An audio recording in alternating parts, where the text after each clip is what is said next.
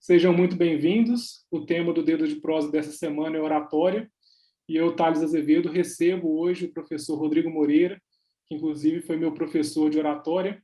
Muito obrigado pela presença, Rodrigo. E antes da gente começar, eu gostaria que você se apresentasse para os nossos sócios e seguidores. Ok, doutor Thales Azevedo, muitíssimo obrigado pela oportunidade de eu dividir com os médicos esse tema tão importante que é a oratória, tão essencial e tão pouco trabalhado em nível educacional aqui na América do Sul. Eu quero inicialmente me apresentar. Meu nome é Rodrigo Moreira, eu formei em fonoaudiologia há 25 anos. Comecei minha trajetória profissional trabalhando de branco numa clínica médica de otorrinos. Eu era um dos fonoaudiólogos da clínica. E atendendo lá os meus pacientes, eu percebi que eles precisavam de algo mais do que uma boa dicção e uma boa voz. Isso aconteceu quando eu tinha 5 anos de formado. E aí esse algo mais tem nome, e o nome é oratória. Quando eu percebi isso, Thales, eu comprei todos os livros de oratória do mercado, estudei o assunto, me auto-especializei em oratória, fiz uma pós-graduação por conta própria e fui oferecer o meu treinamento. Primeiro lá para os meus pacientes, como um bônus, né, do tratamento, transformei o tratamento em treinamento, e depois comecei a ter atuação em outras áreas profissionais, dentre elas o direito, né, o curso de administração de empresa, e cheguei também aos médicos. Já tive a oportunidade de ter vários médicos, assim como você, outros colegas seus, que fizeram o curso comigo. Por quê? Porque perceberam a importância da oratória no dia a dia do médico, seja no atendimento ao cliente, seja numa reunião clínica. Eu lembro da minha época que eu convivia com os otorrinos, toda segunda-feira, 19h30, parece que segunda-feira é o dia da reunião clínica, né? Toda segunda-feira tinha reunião clínica e os médicos tinham que ir lá na frente, apresentar um trabalho, congressos, provas de título, que você tem muitas vezes que falar atrás de uma tribuna, igual aquela que eu tenho ali, ó. E aí eu treino o médico também para falar. E a oratória, assim, o dramático, sabe, Thales, é que ela não é trabalhada na América do Sul do ponto de vista educacional. Porque nos países desenvolvidos, a oratória é ensinada aos 12 anos de idade, aos 17 no ensino médio, high school, né, dos Estados Unidos, e no primeiro período de qualquer curso superior. Então, lá, o pessoal aprende a falar. Aqui, não. Aqui é o que acontece, os meus alunos, a maioria, estão em nível de pós-graduação, gerenciando equipes, tendo a oportunidade de ter que falar assim, em nível de gerência, e aí descobre a oratória por necessidade. Por necessidade. Então, muito obrigado, viu, Thales, pela oportunidade de eu divulgar esse meu trabalho e ajudar todos vocês a falar melhor. Com certeza. E essa importância, né, da oratória na formação básica, né, ela realmente deveria ser mais valorizada. Eu queria já começar perguntando quanto você acredita, ou quanto é dito na literatura, que a gente consegue melhorar a nossa oratória usando a técnica correta.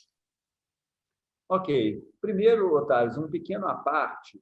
Eu, no ano de 2017, eu criei um Instituto Brasileiro de Oratória que leva o meu nome, Rodrigo Moreira. O IBRO, Instituto Brasileiro de Oratória, defende essa ideia que você acabou de manifestar, que a oratória seja ensinada o quanto antes na educação brasileira, de forma oficial, tanto que já temos algumas parcerias com escolas que oferecem o treinamento de oratória no contraturno do aluno. Ele estuda de manhã, o aluno faz algumas disciplinas extras à tarde. Uma delas é a oratória. Então, já estamos começando a entrar. E a outra característica, outra ideia que o IBRO defende é que a oratória seja ensinada o quanto antes na educação, o quanto seja ensinada por fonoaudiólogos, melhor dizer. Então, o quanto antes na educação brasileira e por fonoaudiólogos, que é o profissional assim que tem um estudo da comunicação humana. Né? Se você vai construir um prédio, você contrata um engenheiro. Se você vai construir uma pessoa para falar melhor, o ideal é contratar um fonoaudiólogo. Agora, em relação à sua pergunta, Thales, assim, o quanto que o aluno melhora ao fazer um treinamento de oratória, não é essa a pergunta? Isso. Ô, Thales, processo de aprendizado é muito relativo. A gente não tem como cravar assim, ó, eu garanto 87% de melhora da sua oratória com o meu treinamento. Isso é muito relativo. Então, assim, vai depender do professor, vai depender do nível que o aluno está, porque eu tenho alunos médicos que já são speakers de laboratório, que é uma... Isso é muito bom para o médico, né, Thales? Virar speaker de laboratório. É Você uma das opções de carreira. é uma das opções de carreira. E para virar speaker de laboratório, além de ser reconhecido, né, no meio médico e realmente prescrever aquele medicamento, você tem que ter uma boa oratória. Tanto que tem laboratório que realmente paga para o médico, eu já recebi por isso, para treinar o speaker, para falar melhor e apresentar melhor aquele medicamento lá no congresso. Então, essa questão de percentual é muito relativo. O que eu vivo na minha experiência aqui é que o meu aluno, geralmente, ele é bom para aprender.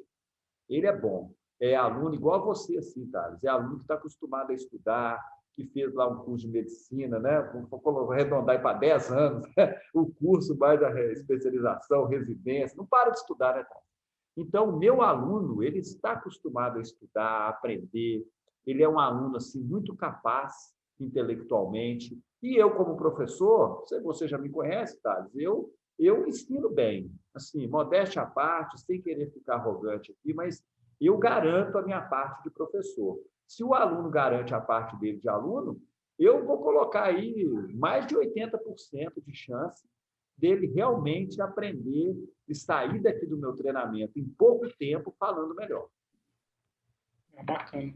E em relação às técnicas de oratória, quais seriam as principais técnicas, se você puder colocar em poucas técnicas aqui, quais seriam as principais delas?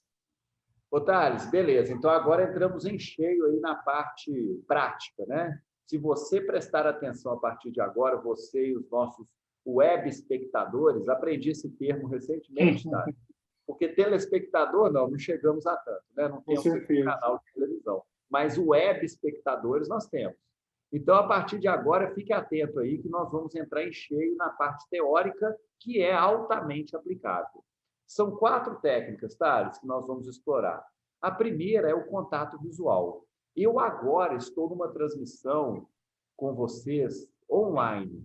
Não é ao vivo, mas é online. Eu estou olhando para a minha câmera, para a minha webcam, que está na parte superior do meu notebook. Eu tenho a minha imagem, tenho a imagem do Dr. Tales aqui na minha frente, mas a minha preferência ao desenvolver o meu raciocínio é olhar para a câmera. Então, se eu olhar para, por exemplo, o Dr. Tales, olha só como é que o meu olhar muda. Ele fica para baixo, tá vendo? E aí a pessoa que está do lado de lá, você, não se sente olhado. Então, eu tenho que falar olhando para a câmera. Isso é um desafio.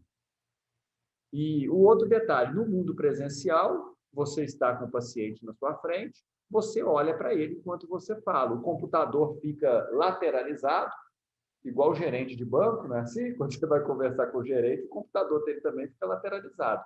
Entre você e o paciente não tem nenhum obstáculo físico. Então, você digita, faz uma pergunta aberta, isso é muito importante, faz a pergunta aberta, enquanto o paciente está respondendo, você olha para ele e eu falo para os meus alunos médicos para abrir o jogo. O que é isso? É ele falar para o paciente assim, ó, ô João, enquanto você vai manifestando aí a resposta à minha pergunta, eu vou anotando aqui, tá bom? Eu estou aqui com o prontuário seu, então pode ficar à vontade. O que você está sentindo? Sei. Agora, se o médico conseguir, hein, Thales, digitar sem precisar olhar para o teclado e nem para a tela, porque tem gente que consegue fazer isso, né? Ele já domina. Eu fiz, né? Eu sou antigo, então eu fiz o famoso curso de datilografia. Então, eu consigo digitar com 5 dedos aqui e, ó, garanto que está saindo relativamente tudo certo ali na tela do computador. Aí ele vai falando, eu consigo interagir com ele e digitar, o que não impede de eu olhar para a tela eventualmente. Mas o contato visual com o paciente ele é muito importante, tanto na chegada quanto durante o assunto, quanto na finalização. O gesto, que é a segunda... Ah, não, e quando for uma palestra, hein, Thales? Uma palestra, uma reunião clínica, presencial, né? Se Deus quiser, vamos voltar aí em breve com elas. Então, quando for uma reunião, um congresso lotado, um auditório cheio, uma prova de título, você distribui o olhar de 2 a 3 segundos em cada bloco. Ó, segura o olhar lá no fundo da esquerda, no fundo da direita, no fundo do meio, e vai distribuindo o olhar. Quando for uma reunião online, com aquele tanto de retângulo na sua frente, na tela do computador, olhe para a câmera. Então, contato visual é essencial. Não olhar para o teto, não olhar para o chão. Se o olhar ficar muito intenso, o que você faz? Olha para o prontuário, olha para a tela do computador, dá uma desafogada, igual eu fiz aqui agora, e volta. Gesto. Eu trabalho numa reunião online, igual a essa daqui, numa transmissão, com, preferencialmente, Thales, veja, o meu cotovelo em cima da mesa. Quando eu coloco o cotovelo em cima da mesa, o meu gesto, ele levanta. E ao meu gesto levantar, ele fica na linha do ombro, e aí eu desenvolvo o assunto sem tampar o meu rosto, na linha do ombro ou do lado do rosto. E essa mão aberta aqui é algo muito importante, porque mão aberta mostra acolhimento. Mão fechada, UFC. Você não quer lutar, né, Tati, com o seu paciente do outro lado da tela. Você tem que acolher, o médico tem que acolher a gente. Então, eu estou aqui, né, precisando de você. Então, aqui, ó, mão aberta, deixa a mão aqui flutuando, e vai ter hora que ela vai sumir. Vai ter hora que a sua mão vai ficar aqui embaixo mesmo, ó, e ela vai ficar aqui flutuando, sem aparecer na transmissão. Quando for presencial, uma mão em cima da outra, pulso, uma mão do lado da outra. Se você for segurar uma caneta, ok, segura a caneta. E evita ficar fazendo barulho com a caneta, malabarismo, né, Tati? Eu tive um aluno, essa semana até, que ele fez uma aula comigo assim, ó, enquanto eu dava aula, ele ficava assim, ó, você é boa, Tati, de fazer malabarismo com caneta? Não, não sou muito bom, não.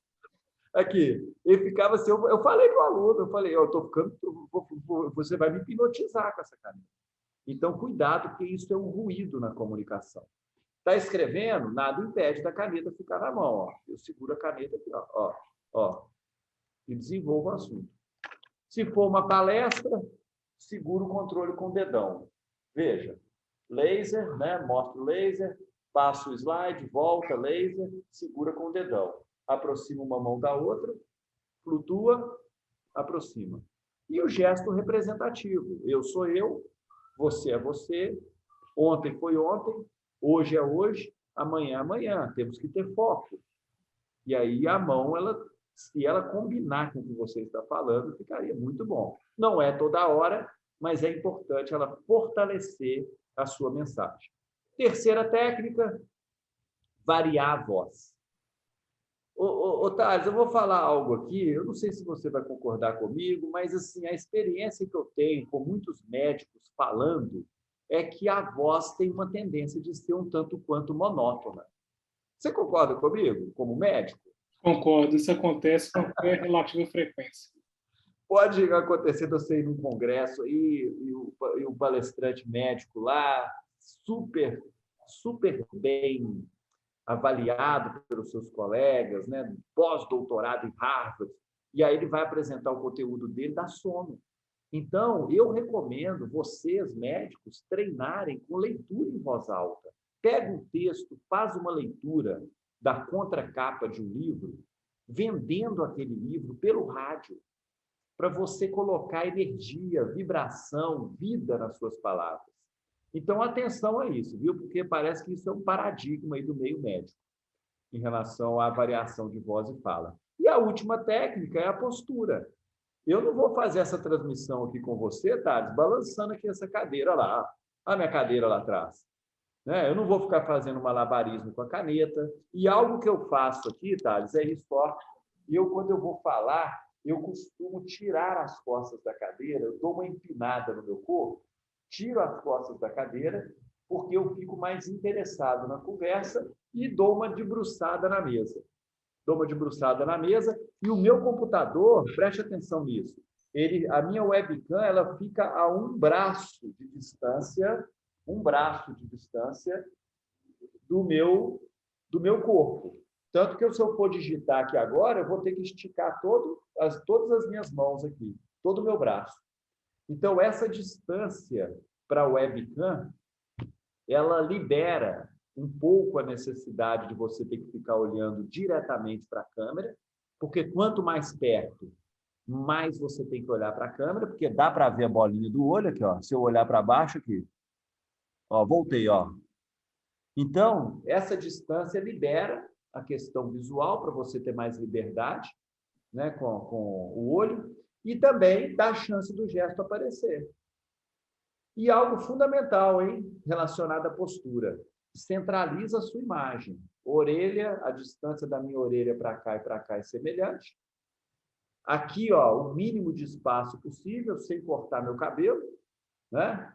E cotovelo em cima da mesa, gesto na linha do ombro, do lado da orelha. E aí eu trabalho com a minha mão aberta, aproximo ela de forma discreta, sem cruzar dedo, que é muito dedo aparecendo, né? Até assusta a gente, ó. Ó. E aproximo uma mão da outra. Flutua, faz o gesto representativo e tem hora que a mão some. Então, essas são as 4 técnicas de oratória: contato visual, gesto, variação de voz e fala, movimento e postura. Isso vale para o mundo virtual e para o mundo presencial, porque o pós-corona, ele se caracteriza por um mundo híbrido. Isso já está acontecendo. O online entrou com força e ele não vai sair mais da nossa vida. Dificilmente volta a ser o que era, né? Só presencial, né? E a gente conversou no Dedo de Prosa anterior com o Dr. Breno, o Rodrigo, e ele fala, a primeiro soft skill que ele mencionou foi justamente o que ele chamou de comunicação superior, né? E aí eu gostaria, você já até mencionou algumas coisas, mas eu acho que seria interessante a gente fazer como se fosse uma simulação, que você pensaria que deveria ser uma comunicação adequada de um médico sentado na mesa do consultório, abordando o seu paciente, junto do seu acompanhante. Como seria essa conversa, essa comunicação? Pois é, Otávio, o segredo, qual que é? O segredo é você saber as técnicas de oratória para poder praticá-las. Algo fundamental em um médico é ele saber ouvir. Mas é aquele detalhe, né, Thales? Nós vamos querer ouvir o que nos interessa do ponto de vista da consulta. Então, o mais importante, antes de ouvir, é saber perguntar. Eu tenho certeza que você tem as suas perguntas chaves, né, durante uma anamnese, que você realiza para o paciente, que você vai direto ao ponto que você quer. Então, as perguntas abertas, elas são fundamentais para você ouvir o paciente. Então, assim, primeiro, se colocar atento a isso, saber perguntar para saber ouvir. Enquanto está ouvindo, ficar atento à questão do computador, contato visual com o seu paciente. E aí entra uma coisa assim, um tanto quanto dolorosa para o médico, sabe, Thales? Que é quando o paciente fala demais. Eu já respondi muito essa pergunta com os meus alunos médicos. Fala assim, ô Rodrigo, o negócio é o seguinte, a minha consulta demora demais, porque eu deixo o paciente falar e ele acha que eu sou, além de médico, psicólogo, né? E a consulta acaba durando 1 hora e o consultório cheio lá fora. E aí nós concluímos algo interessante. Você sabe como que você interrompe um paciente que você percebe que ele já falou e está falando de novo? Não, como é que a gente faria? Você olha no olho dele e fala assim, entendi. Aí você fala, entendi. Porque esse entendi, é lógico que você vai falar um entendi sem agressividade, é um atendi até com um leve sorriso no rosto, né? Entendi. Porque o entendi mostra para o seu interlocutor, isso vale não é só numa consulta médica, não, que a pessoa pode virar a página. Não tem necessidade, porque a ansiedade faz o comunicador ficar repetindo as coisas. Isso acontece comigo, deve acontecer com você, e é uma insegurança de quem fala. Porque por que eu preciso repetir 5 vezes a mesma coisa mudando as palavras? Porque eu não estou seguro de que a primeira vez foi suficiente. Então, é importante você perceber essa nuance e ter esse cavalheirismo, né? Essa cordialidade, saber interromper o seu paciente também. E E aí, quando aí, você fala, eu entendi, você meio que dá a segurança de que ele já comunicou o que ele precisava, né? exatamente, exatamente. Experimenta, tá? Depois você me manda um áudio aqui e me conta. Vou deixar. Vai dar certo. E em relação à teleconsulta, Rodrigo, quais seriam as sugestões aí para fazer uma teleconsulta efetiva, né? Você já falou algumas, né, de olhar na câmera, mas tem alguma outra técnica que você sugere? Eu falei do enquadramento da imagem.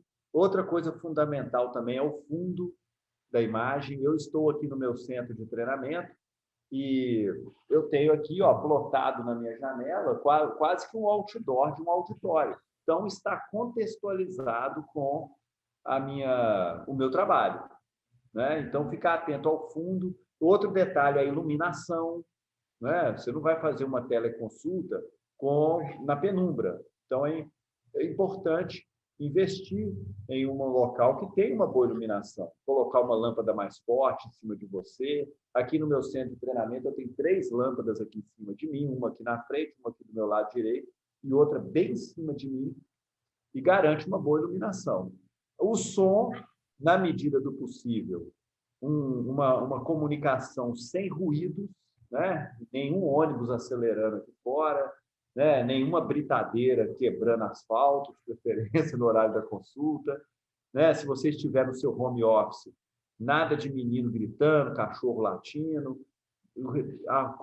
consiga, né? Faça esse esforço de conseguir um lugar mais silencioso. Não deu, não deu. Você até justifica isso para o seu paciente, ele vai entender, mas se der para ser um ambiente mais preparado, melhor. Porque eu poderia fazer essa entrevista com você, Thales, lá no meu home office, mas eu fiz questão de estar aqui, nós combinamos um horário que eu costumo estar aqui no meu centro de treinamento, porque eu sei que eu tenho condição de te oferecer um ambiente melhor para essa nossa entrevista. Ótimo. Foi bastante proveitoso a conversa, Rodrigo. Acho que vai ser bastante relevante para os nossos sócios o uso dessas técnicas de oratória. Eu gostaria de deixar aberto para você fazer considerações finais em relação à oratória. Thales, eu estou convicto de que falar melhor é treino. Então, eu convido a todos que estão me ouvindo a dividirem comigo essa convicção. Então, se você se considera tímido, mais introvertido, nunca foi de falar muito, você pode instalar em você, vamos dizer assim, um botão chamado falador. Então, quando precisar de falar, você fala, e fala com técnica. Porque eu tenho alunos mais introvertidos, mais tímidos e mais quietos, mas que realmente desenvolveram essa habilidade da oratória e conseguem ter esses 2 momentos com consciência. Então, aprender as técnicas de oratória é algo que você vai ter que procurar por fora da educação tradicional. Isso é uma realidade. Então, essa live aqui, esse bate-papo, esse dedo de prosa nosso aqui, Thales, que nós estamos realizando, você pode ter certeza que é algo totalmente inovador e disruptivo na educação brasileira. Provavelmente, os médicos que estão nos ouvindo não assistam mais uma conversa igual a essa, com esse conteúdo, porque isso não é estimulado na nossa cultura. Então, aproveitem, eu me coloco à disposição, né? O meu contato é Falar Melhor, meu site é o falarmelhor.com.br, no Instagram é Falar Melhor. Precisando, é só entrar em contato aqui comigo. Meu WhatsApp está lá no meu site. Muito obrigado. A gente que agradece a sua disponibilidade para conversar sobre um assunto que é tão relevante na prática médica. E quem tiver interesse, quem quiser saber mais sobre o assunto, pode comentar aqui embaixo e pode também visitar as redes sociais do professor Rodrigo Moreira, @falarmelhor. É isso? Isso aí, Então, tá. muito obrigado, pessoal, e até a próxima. Tchau, um abraço. Um abraço.